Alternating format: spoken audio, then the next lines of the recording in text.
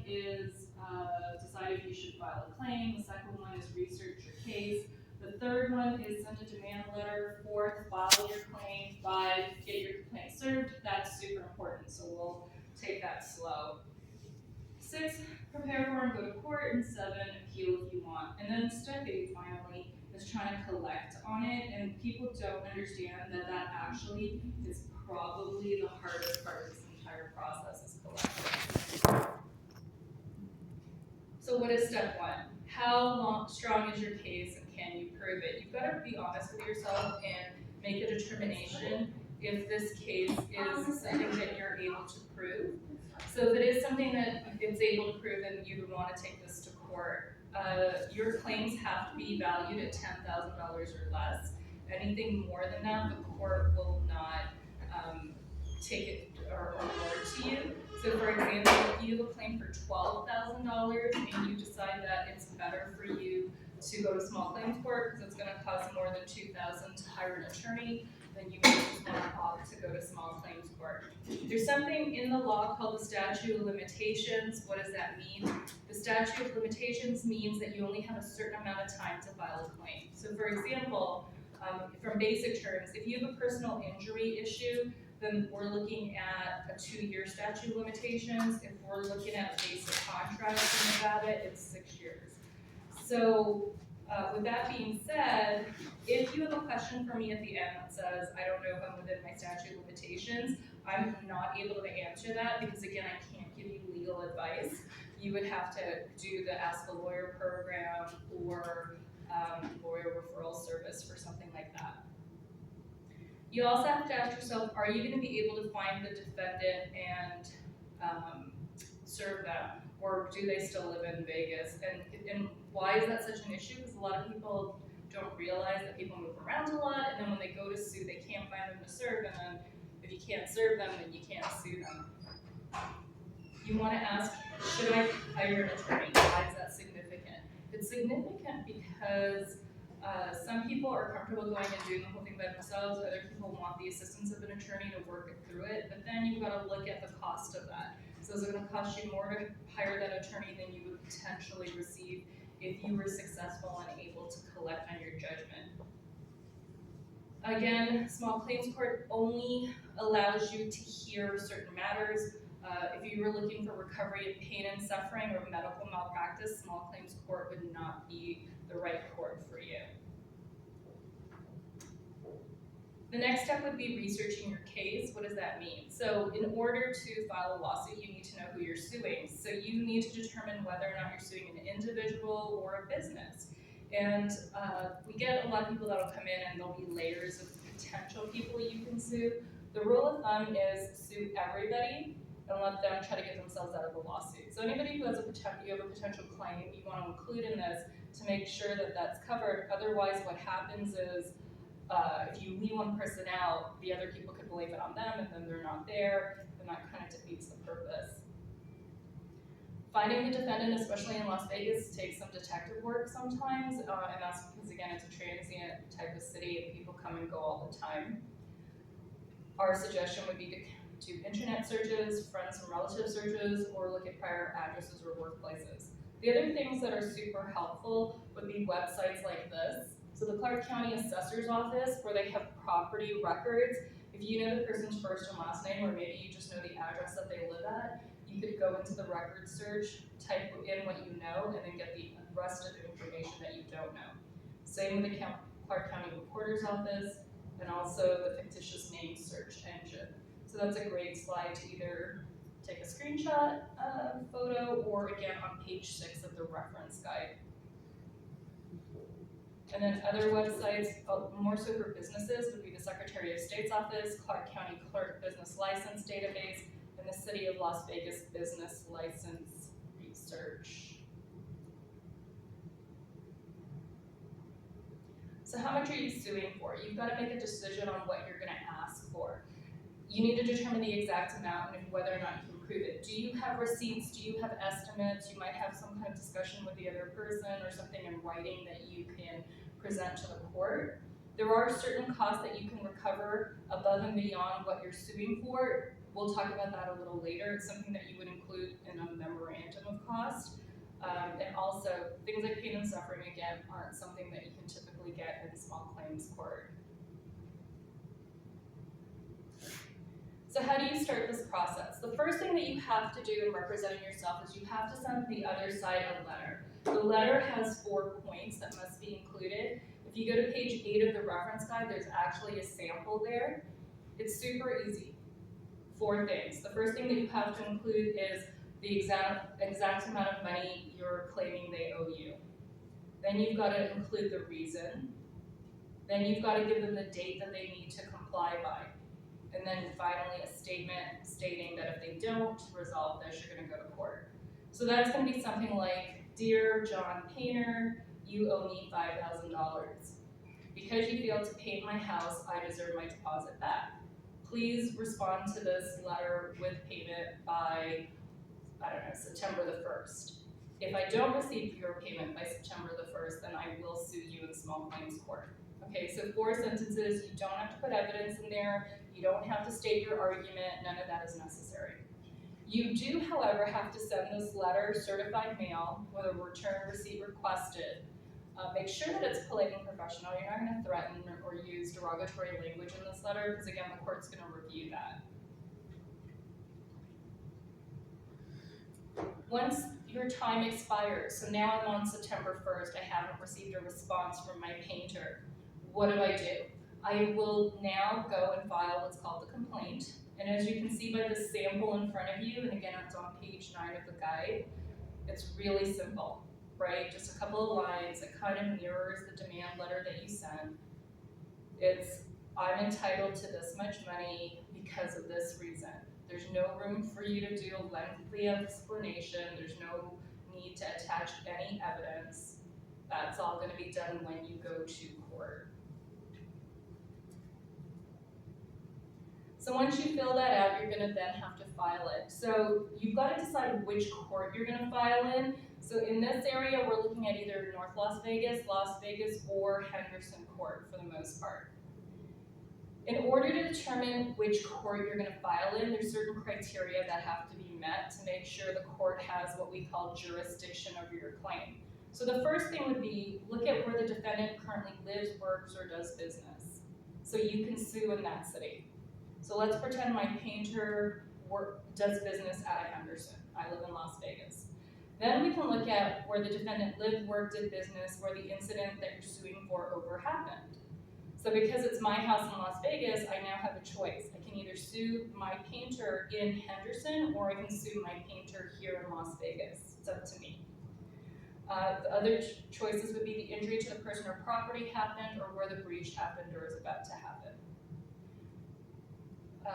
Let's see. Okay, so North Las Vegas, Las Vegas, Henderson, be aware there's strategies involved with deciding where you want to file. The filing fees will vary depending on the type of action that you're suing on. The filing fee can be anywhere between $66 and $196.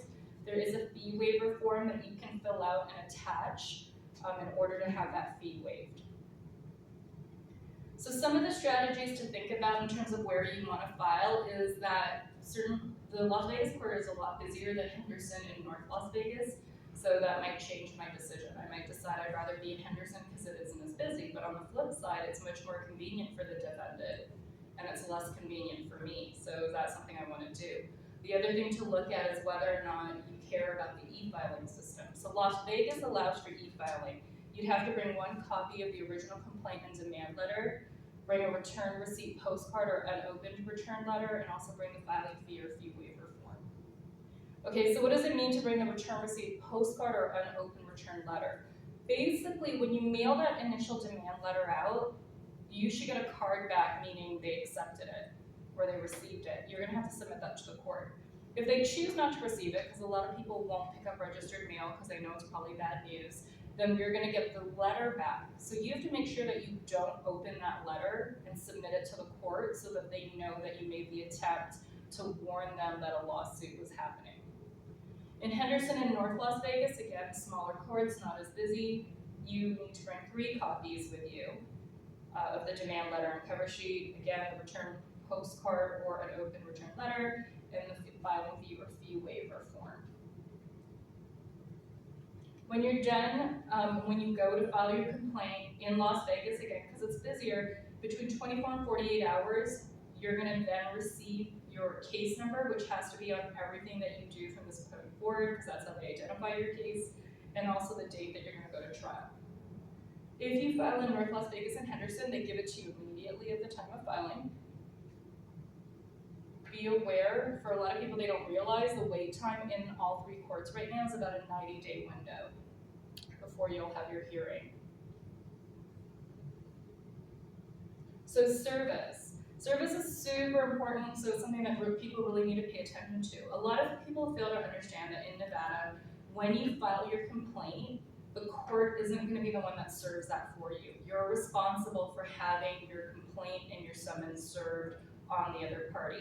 So what does that mean? It basically means you're delivering the invitation to be sued to them so they know that they're being sued because they have a right to defend themselves.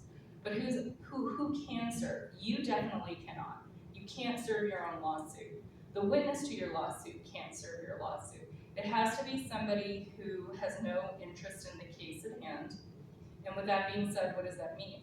So I always tell people you're better off going ahead and hiring a professional service like a process server or a constable or sheriff, because then they know what forms have to be filed with the court once they serve.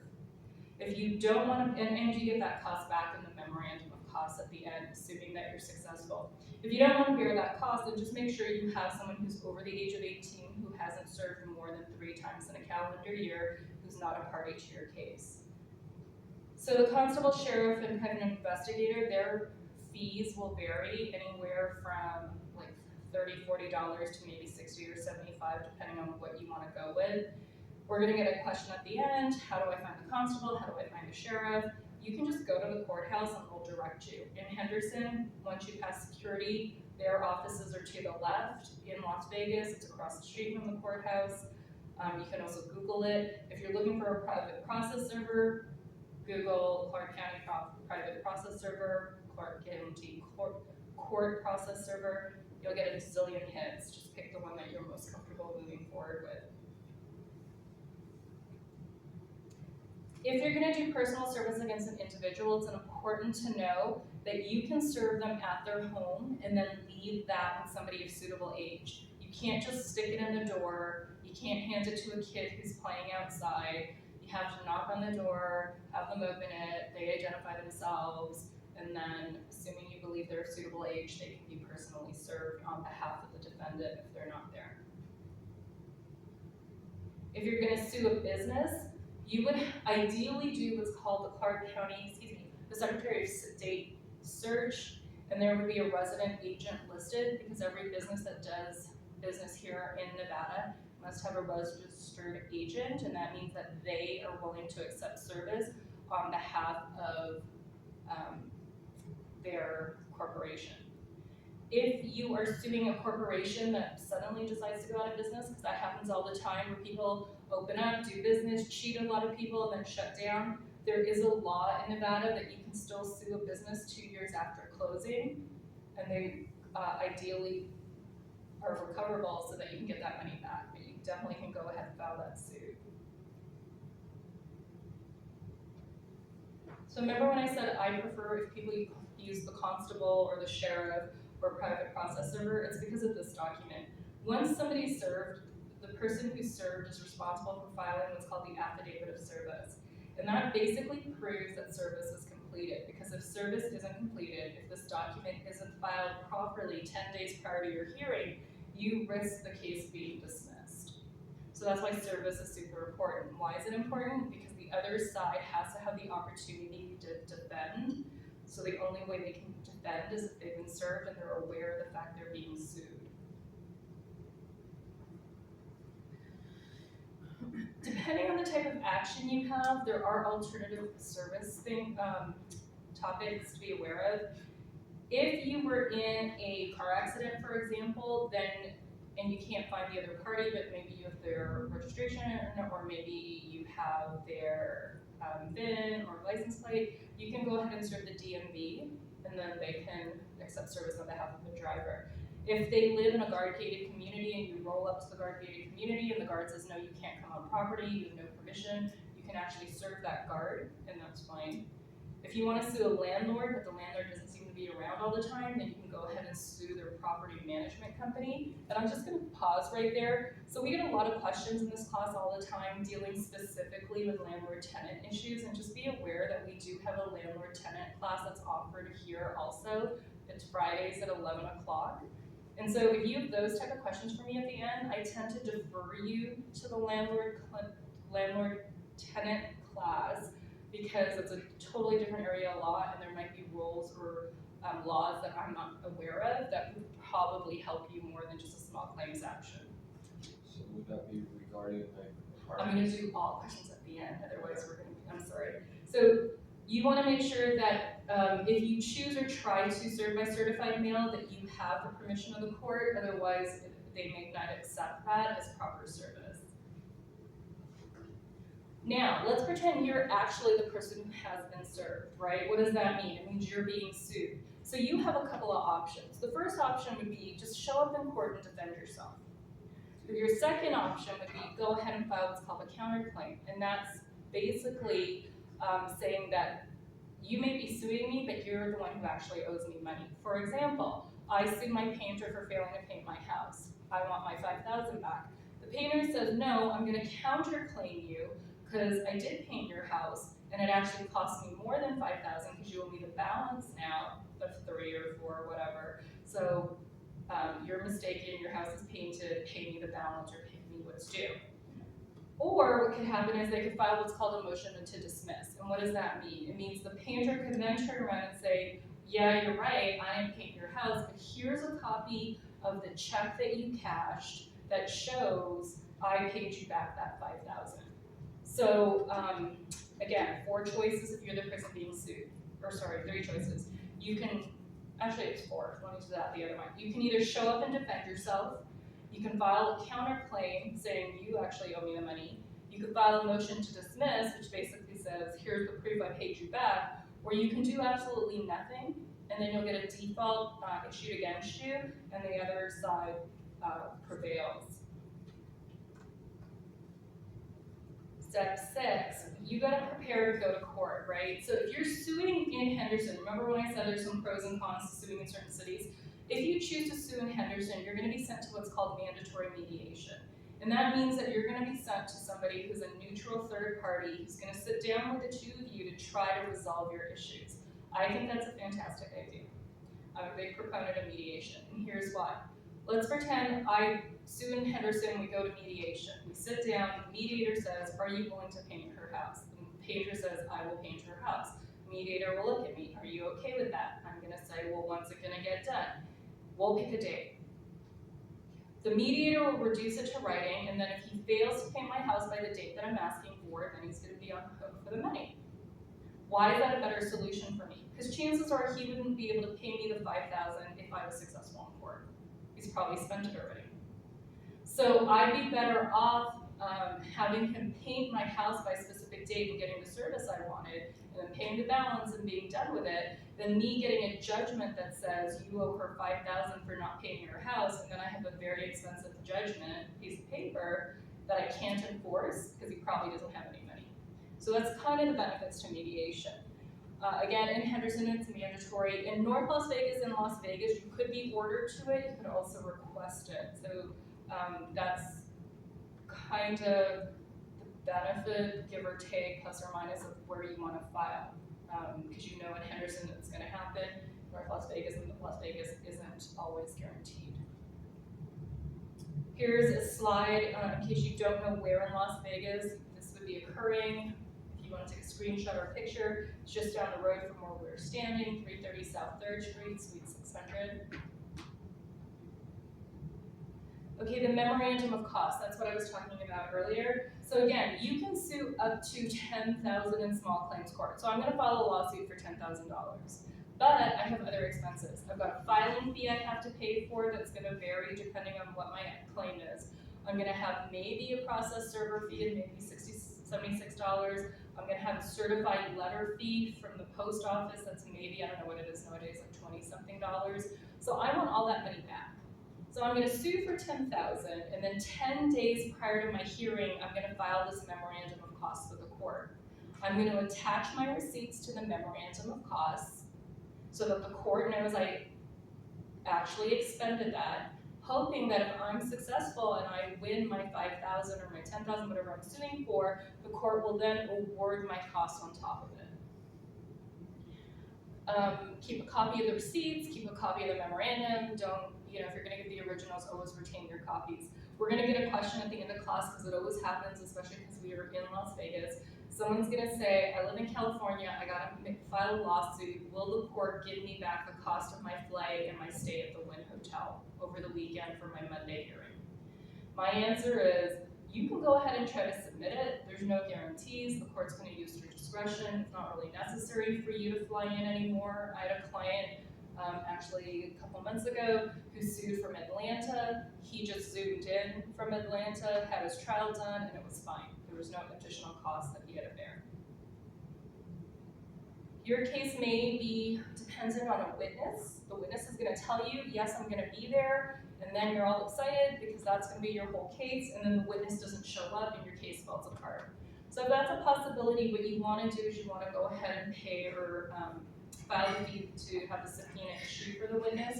So that way if the witness doesn't show up, they are violating a court order, and then that's problematic.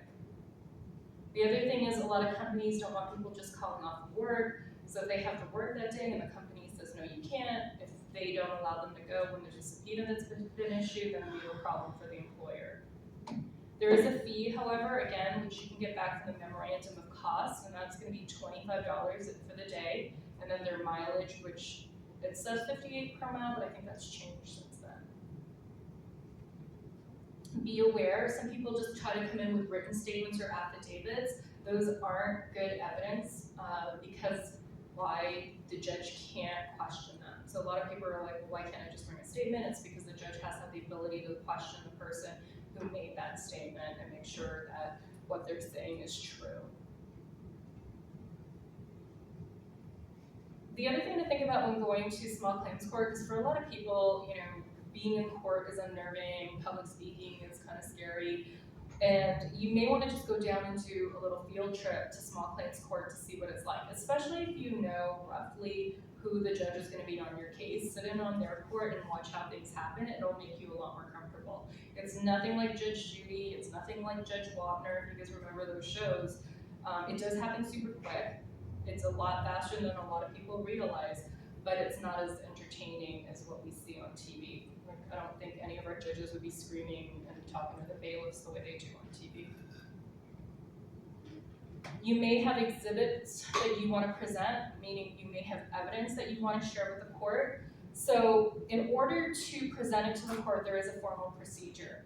You're going to, on a blank piece of paper, if you're the person suing, i.e. the plaintiff, you're going to say Exhibit 1, and then behind that piece of paper, you're going to attach whatever piece of evidence that is. And then it's Exhibit 2, Exhibit 3, and so on. If you're the person being sued, if you're the defendant, you're going to list letters. So it's going to be Exhibit A, B, C, and D. You want to make sure that you include copies of all of your evidence, because you only have one chance to present that to the court when they're making their decisions. There's no retakes or redos. You want to have 3 copies with you when you go to court. One's going to go to the judge, one's going to go to the clerk, and one is going to go to the other side. A lot of people don't like that the other side gets a copy, but they have a right to look at it and respond to it. So you should have 3 copies with you. At the end of class, someone's going to ask me, can I use my text messages? Can I use my emails? Emails are a little bit better than text messages. Again, my advice is always submit everything in the kitchen sink. Let the judge make a determination on whether or not it's good evidence or they're willing to accept or consider that evidence, because you never know, and again, you only have one opportunity to get all your evidence in. The problem with text messages are you can't authenticate them per se. So the example I always give when I use the text message example is when I taught high school years ago, the students would come in and go to dances, and we would say you can leave early if your parent sends a note in or lets us know, calls, whatever. Student will walk up to the new teacher, say, my dad's outside waiting for me. Here's the text that says, hey, honey, come outside. I'm ready, we're ready to go home, or I'm here to pick you up. New teacher says, go. I pick it up, I'm the old teacher, I'm like, let me see, I hit the call back on the text message, and the phone that's ringing is the boy that's standing next to that girl, right? Because we can't necessarily, validate who the text message came from. It'd be different if the judge asked the other person, did you send this text, or was this a conversation you were involved in? They say yes, then those text messages probably will go in. So then the next question is going to be, how do I enter text messages, or how do I show it to the court? Do I give the court my phone? No. Take a screenshot. As far as I know, there's no app for this. So if anyone wants to develop it, there'd be a lot of money for this. But you want to take a screenshot of the text message, attach it to an email it to yourself, and then print it off, right? You're not going to be like, here, Your Honor, the texts are on my phone, because then they'll have to take their phone and enter it into evidence, and you don't want to lose your phone. So that's my advice on text messages. We get that every class. When you go to court, you want to be as early as possible. What does that mean? If you have a 9 o'clock court hearing, you don't want to be there at 8:55. That's not early enough. And I say that because, people are already stressed out. Chances are there's going to be an accident. Chances are there's going to be more orange cones on your way to court than you've ever seen in your entire life, because they decided that day to tear up the roads. When you get to the courthouse, parking is never fun. You're going to have to fight for parking or try to find parking. Make sure you don't park in the wrong areas. Tickets are expensive. And then you're going to get to the courthouse, and the security line is going to be obnoxious. And nobody's in the front of the security line saying, if you have a 9 o'clock hearing, please come to the front of the line, because everyone's got a 9 o'clock hearing. A lot of people don't realize that when they say your hearing's at 9 o'clock, it's you and 20 other cases are going at 9 o'clock. So if you're at the bottom of that list, you're probably going to go closer to like 10 or 11, but you still have to get there at 9 just in case they call you early, right? Because if you're the plaintiff and you don't show up, then the case gets dismissed. If you're the defendant and you don't show up and the plaintiff's there, then the plaintiff gets a default and they win. So it's important that even though chances are that you're going to be sitting there waiting, Murphy's Law says you'll probably get called earlier because you both show up at the same time, and then you've caused a problem for yourself. Each case, again, is only about 10-15 minutes. It goes by super quick. You want to practice before you go in your statements or what you want to tell the judge. I always tell people that when you practice in front of someone who knows nothing about your case, right? You don't practice next to your best friend, because your best friend has probably lived this ordeal with you. And when you tell them the story, they're probably filling in the holes themselves because they've heard it so many times. You want to practice in front of someone who doesn't know anything, because if they have questions, it's going to be the same questions the judge has. And the judge may not have it at that minute where they're going to ask you about it. That might be afterwards when they can't ask you about it. So just take the time to practice before you get there. The judge will not decide the case at that moment in most cases. Typically, you'll get an email or a snail mail letter a couple days later with what their decision is. Etiquette. Make sure you address the judge as your honor or judge. Don't do what I did the other day and call, especially if it's a female judge, and call her ma'am. They don't like that. So that's really important. That etiquette and that respect is super important. You don't ever want to interrupt the judge. You don't want to interrupt the opposing party, which can be super hard because obviously you're in this situation because you're mad at them and they'll say stuff that isn't entirely true and you're going to want to correct it immediately. But remember, your impression matters, and it may matter in the outcome of the case because we tend to go for people we like more than people we don't like. You want to dress professionally, and that doesn't mean go out and buy a suit or a new outfit unless you absolutely want to. It just means that you're going to go to court, dress respectfully, not like in pajamas or workout clothes. Turn off your cell phone, basic rule. There'll be signs all over the court that says that. Again, the plaintiff is the first to speak.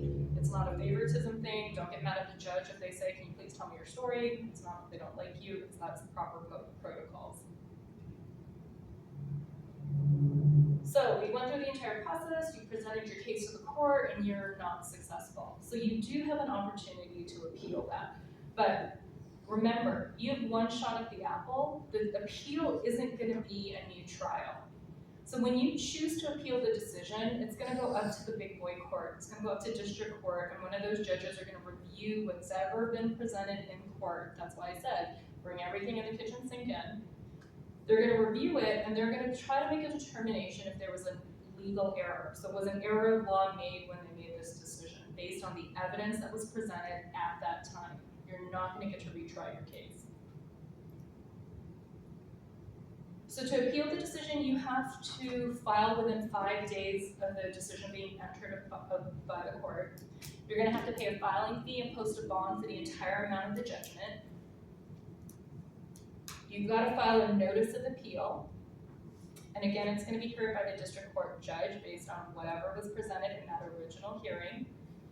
And what has to be shown is that the justice of the peace in the original hearing made an error of law, and it has to be reversed or changed. Or something has to be done, it's not always reversed. Okay, so step 8, collect your judgment. This is the hardest part of the entire process, believe it or not. And I can say this because this is what my firm practices in. So the winner, the person who's owed the money, which is typically the plaintiff, now becomes the judgment creditor. The loser is now the judgment debtor. That's the person who now has to pay that money back.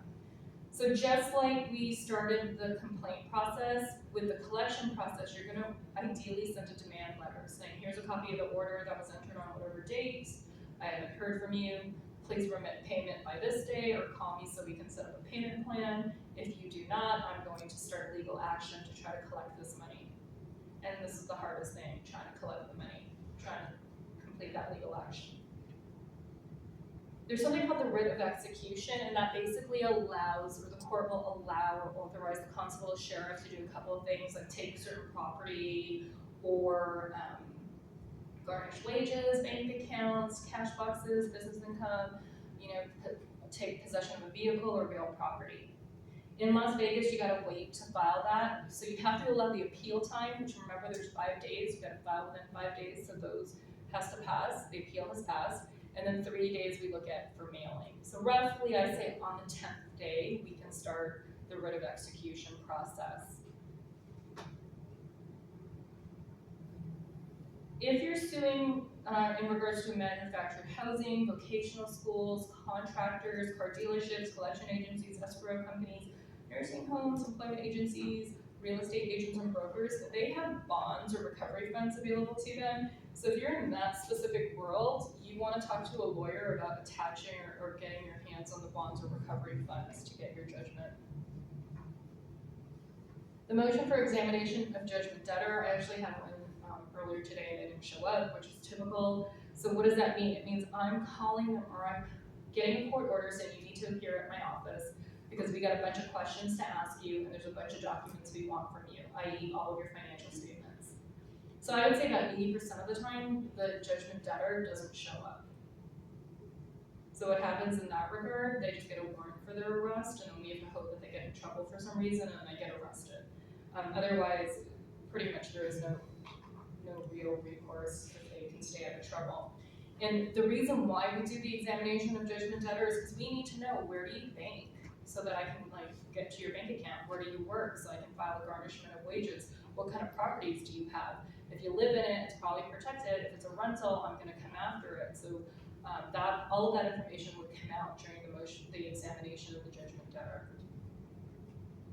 So what is the exempt property? Okay, so like everything in life, there's some limitations. So even though I file a writ to garnish your wages, I don't get all of it. So if you're making, we're gonna use $1,000 because it's easier math. So if you're making $1,000 a month, and I've got a garnishment order on your paycheck, that means I'm gonna receive 25% of that. So the person that owes the money will get $750 because everyone has to have a reason to live or money to live, and then $250 will go to us so that I can give it to my client who's owed this money. Excuse me, $605,000 in equity in a primary residence property is protected. $12,000 in necessary household goods is protected. $15,000 equity in one vehicle is protected. $400 in non-exempt income in a bank account is protected. Okay, so that's the clinker, right? If you have a bank account that has $10,000 in it, they're gonna leave you $400 and they're gonna give me $9,600 for me to give to my client. So like a couple weeks ago, we got somebody's bank account that had $100,000 in it or more. And so we got all of that and they left him with $400. But all isn't lost because if you filed the claim of exemption within 10 days, he could have ideally, arguably, maybe gotten that back or held on to it, but he didn't file it in time. And we'll talk about the claim of claim of exemption in a minute. But there's something to be said about not keeping a ton of money in the same accounts, especially if you have somebody who has a reason to attack it. Nevada also has what's called a $10,000 wild card exemption. That's something very specific, and an attorney can help walk you through that. And then be aware that if you're receiving Social Security benefits, veterans benefits, unemployment or public health benefits or child support, they can't attach to that. So let's pretend the bank account that we got for the $100,000 a couple weeks ago, he could show that all of that was we're sourcing from like his retirement benefit or child support benefit. Then I can't get that money, right? That money's protected money, he gets to retain it. I'm too bad, so sad, but now my client, or now he knows that we're out to look for bank accounts. But just be aware if you receive any of those benefits, that money is in fact protected. A lot of people don't realize that, and they're just like, oh, well, can't do anything. But you should talk to an attorney about it if it happens, and they can look at it and see if there are exemptions available. So the affidavit of exemption is what I was talking about. You have 10 days after you receive notice to basically say, yeah, no, you can't touch this for whatever the reason is. If the 10 days passes, it's too bad, so sad. So here's the example I always give.